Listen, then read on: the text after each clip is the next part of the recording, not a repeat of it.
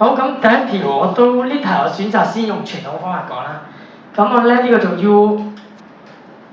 咁嗱，第一步通分母3U 減2，嗱加7，咁我咪直接7乘3U 減2，咁我直接通㗎啦，呢個我快少少啦。7乘3U 減2，咁就係21U 減14，等於2/2U 加1啦。好啦，嗱上邊應該就係21U 減11。咁我交叉相乘啦，下一步直接21U 減11乘以 2U 加1等於2乘以 3U 減2 ，sorry， 2乘以 3U 減2，交叉乘啊嘛。好，6U 減4，好左邊個括弧拆開佢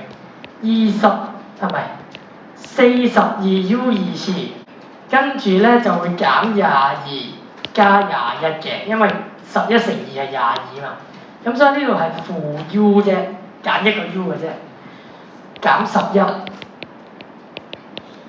好，咁你整好佢，42U square 減 7U 減7，嗱呢度小心啲，加4，負11加4負7。好嗱，試下撳方程嚟啦，42負7負7。好嗱，個數靚嘅就係咁嗱。其實全部都係啲一定好基礎嘅運算，咁樣你計錯咗，你望清楚你邊度出錯，拆括弧拆錯啊，定係點樣咧？通分母通錯定點樣咧？其實都係咁，定係加減數搞錯咗咧？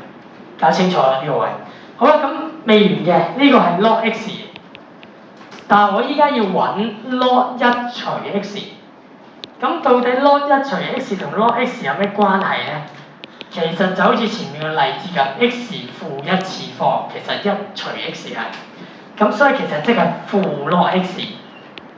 嗱，而呢個 log x 咪就係呢個 log x 你啱啱計到嗰兩個咯。咁即係我將一個負乘頭先嗰啲答案，即係呢兩個，